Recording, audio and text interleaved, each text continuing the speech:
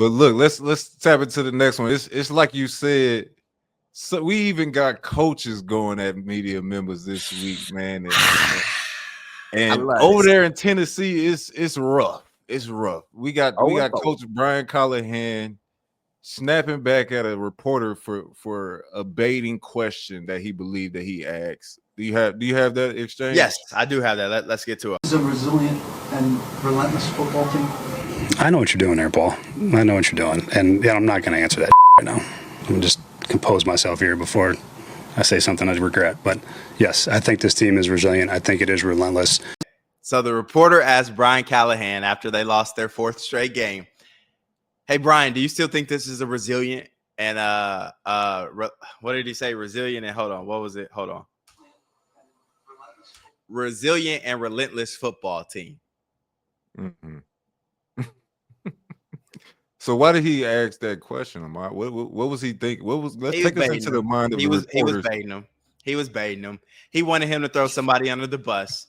He wanted a bulletin board material. He wanted a good headline. He wanted coach to snap, show a little bit of frustration after 4 straight losses. Be like, we're not. So-and-so needs to play better. Boom, I got my sound bite.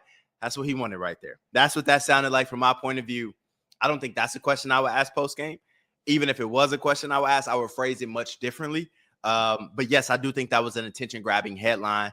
I do think that was to set up Brian Callahon and to get him to throw somebody under the bus. So me being a media member, that was a baited question for sure. I appreciate that honesty, man. Look, man, I actually got to commend Brian Callahon for Mm-hmm. He started off, he had a little expletive thrown in there, but he took a pause, like he said, Mm-hmm. before he said something he regretted. Mm-hmm. He thought about his words before he just let them flow.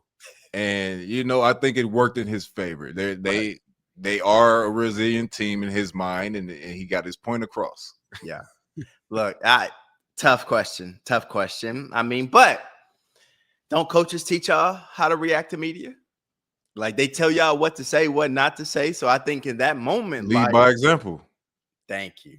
That's what I was about to say.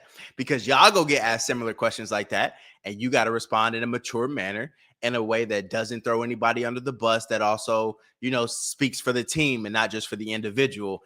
And I think Brian Callahon did a great job with that answer. I do think that reporter was trying to set him up with that question, because what type of question is that? Is your team resilient? Is your team relentless?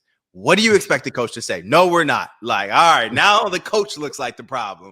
Like, so, all right, I understand where y'all feel the media kind of like set y'all up. Sometimes that was for sure a setup. I can't defend that. Happens all the time, man.